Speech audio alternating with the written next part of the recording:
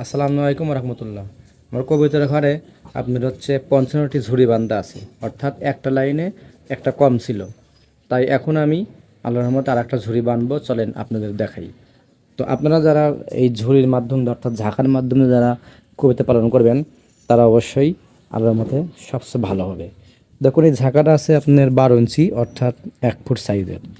তো আপনারা এরকম 1 ফুট সাইজের ঝাঁকা কিনবেন। কেনার পরে আপনারা আল্লাহর রহমতে এভাবে বাইন্ধে দিবেন। তো আমার একটা লাইনে দেখা যাচ্ছে 4টা আছে, সব লাইনে 5টা করে। তো ভাবলাম যে ওই লাইনেও একটা দেওয়া দরকার। তো এই জন্য এখন মনে করেন যে এই লাইনে এখানে আমি একটা এখন বাইন্ধে দেবো। তো আপনারাও চাইলে এইভাবে দেখাচ্ছে আপনারা ঝাঁকা কিনে আল্লাহর রহমতে বানতে পারেন। দেখতেছেন আমার সেই নতুন কবিতাটা, আহ আহ আহ আহ নতুন কবিতা এখানে সবাই মানে ছোটাছুটি করতেছে। তো আপনারা চাইলে দেখাচ্ছে বা বানবেন এই ঢাকাটা। এই দেখেন এখানে আমার লাইনে বরাবর এই লাইনে দেখেন উপর থেকে 4টা আছে। তো এখানে একটা দিলে অবশ্য আল্লাহর মতে আমার খুশি হয়ে যাবে। এই জন্য ভাবলাম যে আর একটা এখানে বান্ধা উচিত।